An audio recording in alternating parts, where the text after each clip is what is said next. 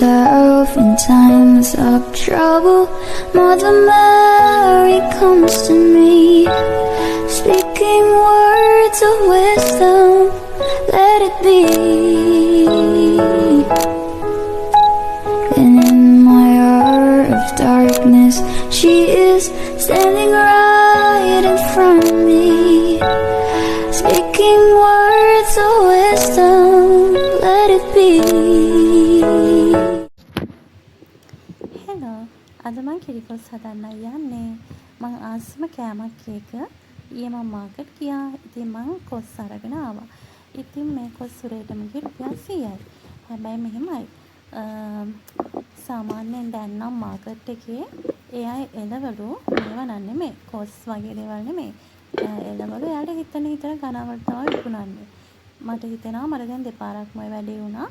Keys එකෙන් ගන්නවට වඩා ටිකක් පාඩුයි කියලා මේ වැඩේ මම ළඟ නිසා යනවා. ඒ වුණාට ඉතින් මම මාකට් යන ආසත් එක්ක ඒකේ මේ වගේ දේවල් තියෙනවනේ කොස් වගේ මට ආස දේවල් ගන්න. ඒ වුණාට ඉතින් ටිකක් පාඩුයි. කීස් එකට වඩා මට එළවලු ගණන් වැඩි කියලා හිතෙනවා. ඉතින් එක එක ගන්නට විකුණන්නේ. ඔය ඉන්නේ මම. හරි මම කොස් ටික සුද්ධ කරගත්තා. සුද්ධ කරගත්තා කියන්නේ මඩ දුවර තිබුණ කොස් ඇටි කයින් කරගත්තා. දැන් කොස් ඇටි තියෙන සිලිඩ් එක ගලවලා තම්බ ගන්නයි හදන්නේ. තම්බ ගන්න හේතුව තමයි නැත්තම් ඔක තලලා පොතු වයින් කරගත්තී. මට ලොකු වෙනාවක් යනවා. මම දැන් ඔක ලෑස්ති කරලා තියලා බබාවෙක් කියන්න යන්නත් ඕන නර්සරි. ඊට කලින් නාන්නත් ඕනේ. ඉතින් මම ටට්ටක් ගාලා ඔන්න ඔක තම්බ ගන්නයි හදන්නේ.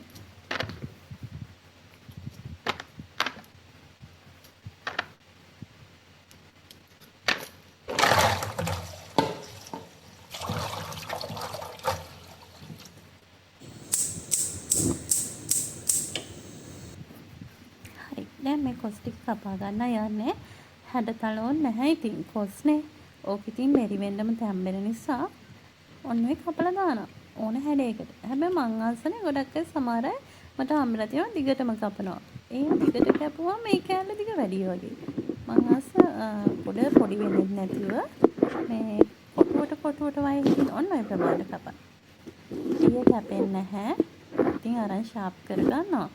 ඉස්සර මට ෂාප් කරන එක මුල්ම එවපු කාලේ මුල්ම දවස්වල ඒකේ 4ක් තියෙනවා ෂාප් කරන් මම හිතුවේ ඔක්කොගෙම පිහි තමයි ෂාප් කරන්න කියලා බලන්න මම 4ෙම පිහි ෂාප් කරා අන්තිමේදී අතත් කැපෙනවා ඒ චුට්ටක් කලින් අත කැපෙනවා ඒ තරම් මේක ෂාප් වෙනවා ඊට පස්සේ බැලුවා ඇයි මේ කියලා බලද්දී ඉතින් පිහි ෂාප් කරන්න දෙපැත්තයි තියෙන්නේ අනිත් එක කතුරු වෙයි තේරුණාද? එහෙම වැඩක් වෙනවා ඉතින්.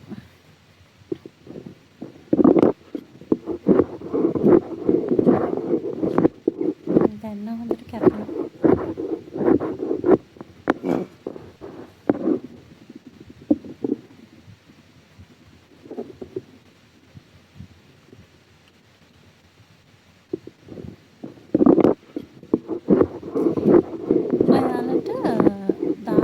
ඒ කියන්නේ රස්නේ වැඩි වුණාම කේන්ති යනවා.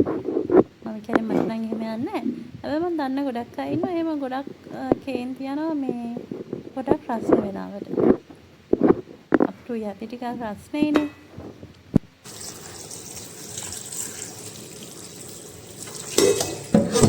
කපල ඉවරයි. ඔන්න එකට කහකුඩු චුට්ටක් දැම්මා. ලුණු කුඩු චුට්ටක් දැම්මා. වතුරක් දැම්මා. වතුර ගොඩ දාන්න නැහැ. මේක නම් එක්ස්ට්‍රා වැඩක්. ඔයාලත් එහෙමද හදිස්සි වැඩක් කරගෙන ඉතින් අනම්මනම් වැඩක් කරනවා දැක්කම. මේ මට අඹ හම්බුන ටික පැත්තක තිබ්බ උඩේ තිබුණ මට ඉතින් උඩින් එළියට නටලා තියන්නේ. ඉතින් ඒකත් කරනවා. හරි පොඩ්ඩක් ඒක පොඩ්ඩක් දැන් මේක හොදලා කරලා ඉස්සරහට කරන්න ඕනේ.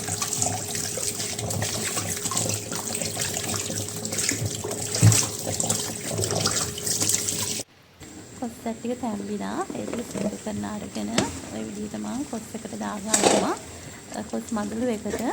ඉතින් මේ කොස් මඩලු එකක් තාම හරියටම තැම්බෙලා ඉවර නැහැ. හැබැයි ඔය විදිහට දෙක මික්ස් කරගත්තම හොඳට සෙට් වෙන්නේ. දැන් දැක්කද මම මේකට අවුමිරි කරපිංචා රම්පේ මොනවත්ම දැම්මේ නැහැ. හරිද? ඔන්න ඒ තියෙන දාන ටික. අනිත් ඒවාට දාන ඒවාම තමයි විශේෂයක් නැහැ. දැන් තමයි දාන්නේ. ඒ දාන්න අර කොස් එක තැම්බිලා ඉවරනේ. නැත්තම් මුලේ දාන්න කොසුත් එක්ක ඔකත් දැම්මුණොත් ඔය දාන කලමනාට කළු පාට වෙනවා. තැඹිලා වැඩි වෙනවා. එතකොට ඉතින් කරේක රස නැහැ. අපිට ඉතින් රසත් ඕනේ, ලස්සනත් ඕනේ, කොමත් ඕනේනේ. ඒ හින්දා මේ වගේ පොඩි පොඩි ඒවා කරලා බලන්න. හරි. තවත් තැම්බෙන්න තියෙනවා. ඊට පස්සේ දැන් තමයි උල්හල් දාන්නේ. උල්හල් දැම්මා. ඊට පස්සේ තුන පාකුළු. අමු තුන පාකුළු. හරිද? ඊට පස්සේ කහ මදි කියලා හිතෙනවා නම් මට හිතුණා එහෙම. මොකද දැන් පොල් කිරිත් දානවනේ උප පොල් කිරි. එතකොට සුදු පාට තිබ්බොත් පොල් කිරි දැම්මම මායකා දාලා වැඩක් නැහැ. නිසා මම චුට්ටක් දැම්මා. කුරුදු පොත් කෑල්ලක් දැම්මා. ඔච්චරයි හරිද? ආයේ ලුණු දාන්නේ කිරි දැම්මට පස්සේ මේ රස බලලා තමයි. හරි කිරිත් දැම්මා. කිරි දාලා චුට්ටක් එහෙම කරන එක තිබ්බා. ඔය තියෙන්නේ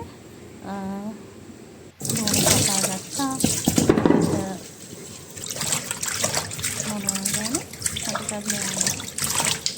ලීක් කපා ගත්තා. තම්පේ කරපින්ච චුට්ටක්. එතකොට අවු මිදි. හරවලකට දැම්මා. හරිද? දාලා හොඳට මෙන්න මෙහෙම අනා ගන්න ඕන හොඳට. හරිද? හොඳට අනාගෙන ඒක ටෙම්පරරි කරගන්නවා.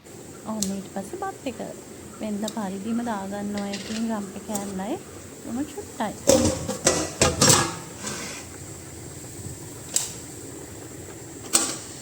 ඒකත් හරි. බලන්න තමයි චිප්ස් එක.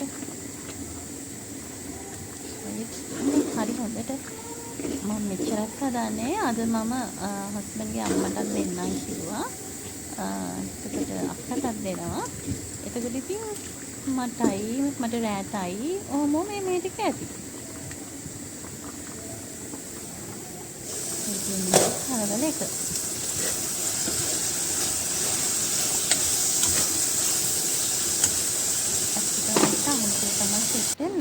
ඒ වුණාට ඉතින් අගුණ කළා නැහැ. ඒ වෙනුවට මුකුණු වෙන්න. හරි මම දැන් කන්න යන්නේ. මට මුකුණු වෙන්න ටිකක් හම්බුණා. මේ මගේ ටිකස් ටික. ඒක ඇත්තටම මාරම රසයි. මම මේ එඩිට් කරන්නේ කාලා එහෙම ඉවර වෙලා. ඇත්තටම රසයි.